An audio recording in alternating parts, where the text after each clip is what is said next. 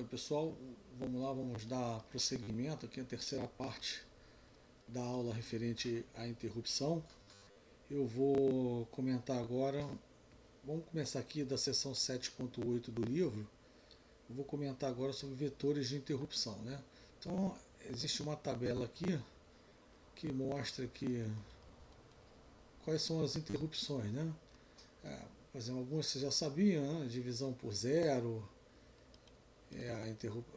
divisão por zero é interrupção zero, tem a passo a passo que é 0,1, a NMI que é 0,2, por aí vai.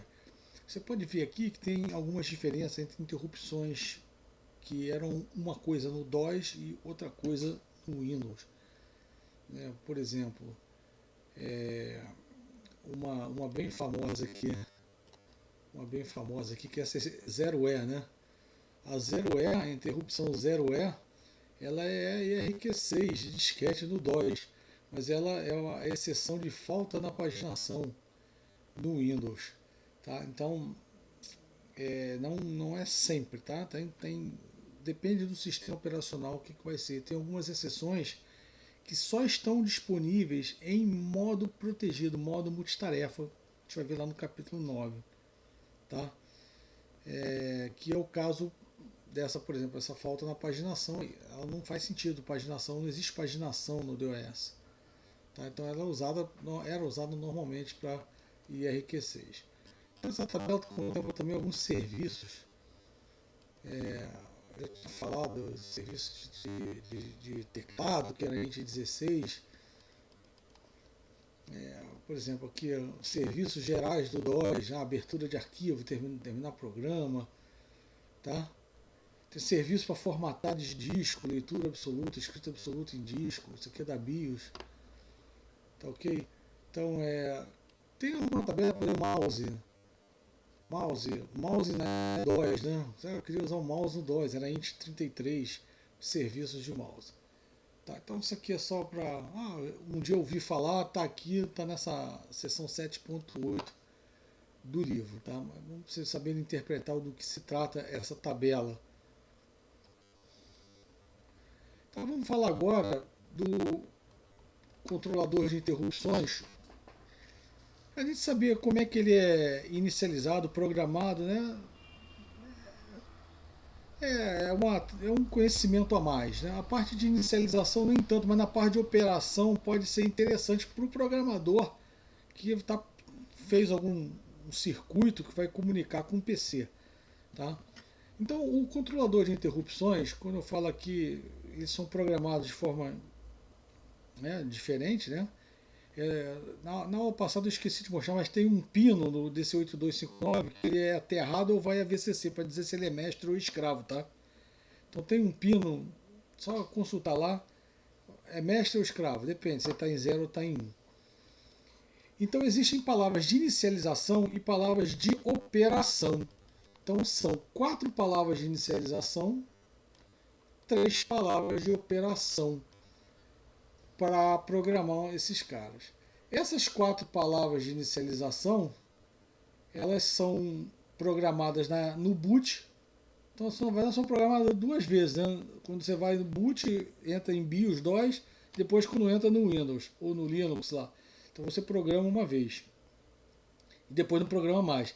Essas de operação, não. Essas são importantes. Tá? O OCW1, sobretudo o OCW1 e o OCW2. Elas são importantes durante a operação do circuito para o controle da interrupção. Tá? Aqui tem uma tabela de endereços e aqui é uma coisa sequencial. Você manda esse CW1 para o endereço A0. Depois ele fica esperando na sequência pelo endereço A1, aí CW2, CW3 e CW4. Tá? Então vamos mostrar aqui o que é cada uma dessas ICWs rapidinho, sem entrar também muito em detalhes, né? Muito em detalhes.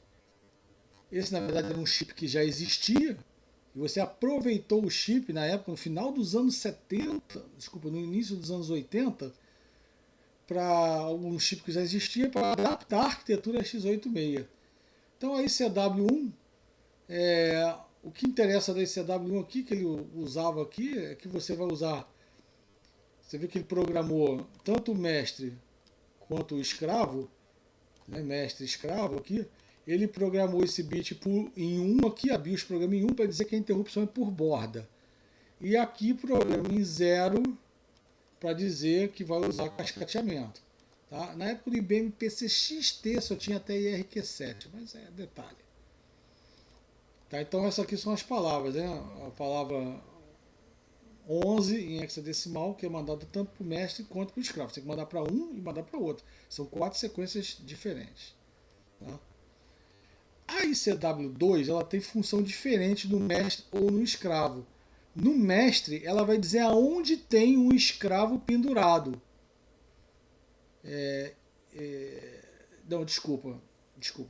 Essa aí é ICW3. Aqui ele vai dizer qual é o número da interrupção atinente à primeira entrada, a entrada I0. Então, por exemplo, se a IRQ0 ela é a int 08, então você vai escrever 08 aqui. E se a IRQ8 é a int 70, então você vai botar 70 aqui em hexadecimal. Então, como é que eu sei que a IRQ0 é a int 08 e que a IRQ8 é a int 70?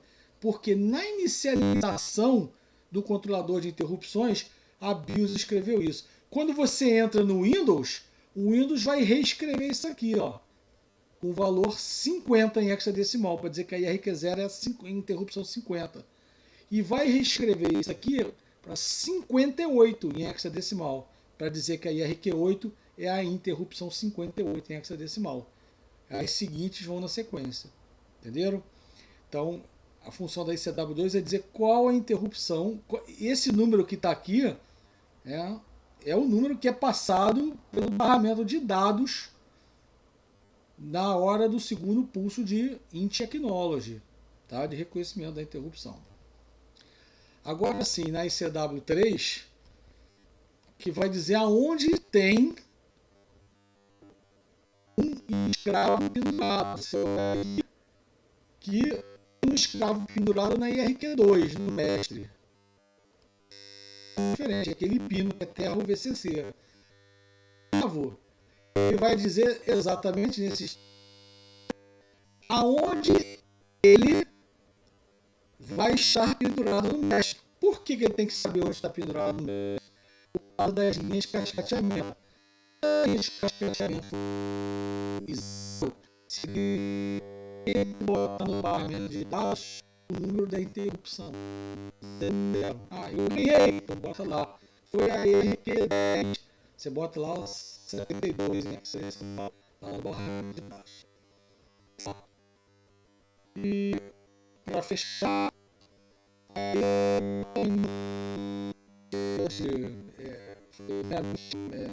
são esses valores aqui. Acredite, são esses valores, não tem nenhum conhecimento teórico aqui mais importante aqui, tá? Vamos falar agora das palavras de operação. Eu vou me focar em duas palavras de operação, a OCW1 e a OCW2. A OCW1 vai lhe permitir habilitar ou desabilitar individualmente uma IRQ. Então, a OCW1, por exemplo, eu quero habilitar a IRQ 3. Então você vai chegar nesse bit aqui, você vai escrever 0 nesse bit. Eu quero habilitar a IRQ5, vai escrever 0 nesse bit. Eu quero desabilitar a IRQ7. Então você vai escrever 1 nesse bit aqui. Tá? 0 para habilitar, 1 para desabilitar, para mascarar. Então aqui, por exemplo, um código para habilitar a IRQ7. Aqui, um código para habilitar a IRQ7. Então aqui essa variável aqui podia chamar OCW1, melhor do que chamar máscara, tá? Podia ter sido chamado de OCW1. Então você lê o endereço 21, máscara é igual a import B0x21. E aí, como é que você faz para jogar 0 no bit referente a IRQ7? Você vai usar uma máscara 7F. Por que 7F? 011 011 7F. Você está jogando um 0 na posição da IRQ7, ou seja, fazendo um AND, isso aqui é um AND, né? Isso aqui é um AND, AND de alguma coisa com 0 dá 0, AND de alguma coisa com 1 dá alguma coisa. Você não vai mexer no estado de habilitação das demais IRQs, mas vai habilitar apenas a IRQ7 aqui, sem mexer nas demais. Aqui é o caso para desabilitar. Ao invés de usar um AND booleano, bit a bit, você vai usar um OR bit a bit, né? Então o que é o 80? É um 1 na posição da IRQ7. Você lê aí CW1, lê o endereço 21, né? Faz a máscara. Aí ele é com a máscara aqui. Já estava aqui. E aí, feito isso, você devolve o valor para o endereço 21. Tá? Deixa eu ver se tem aqui algum exemplo. Não tem nenhum exemplo aqui com controlador escravo. Mas se fosse a IRQ15, mudaria esse endereço aqui de 0xa1 para 0x21. Tá? 0x. Não precisa mexer na IRQ2, tá? Porque a IRQ2 teoricamente fica habilitada para sempre. Aqui está só o exemplo de habilitar e desabilitar em assembly, né? Lê o endereço 21. Quando o endereço for até FF, você pode botar direto aí em AL21. Mascara o bit, aqui um acesso de 8 bits, a periférica de 8 bits. Mascara o bit mais significativo e devolve para o endereço 21. E o mesmo aqui. Aqui você vai, no caso aqui, faz uma operação de OR, aqui você fez uma operação de AND, tá?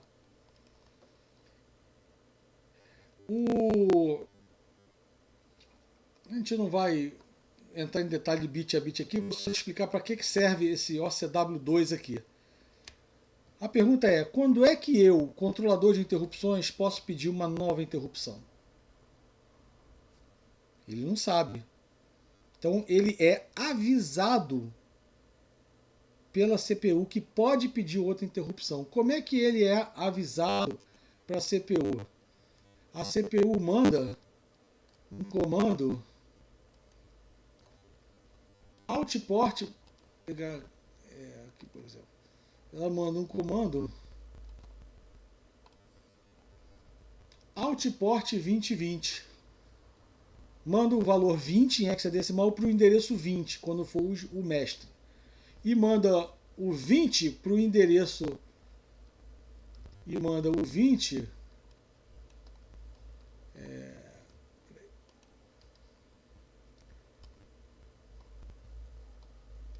e manda o 20,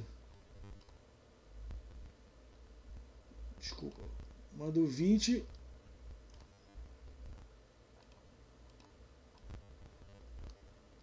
para o endereço A0 quando for escravo. Mas na verdade, quando for escravo, aconteceu o IRQ9.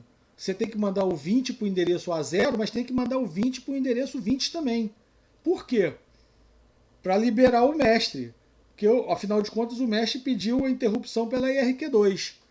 Então, quando você acontece a interrupção do escravo, você tem que mandar um outport 2020 do mestre. E quando aconteceu do escravo, além do outport 2020, por causa da IRQ2, você tem que mandar também um outport A020.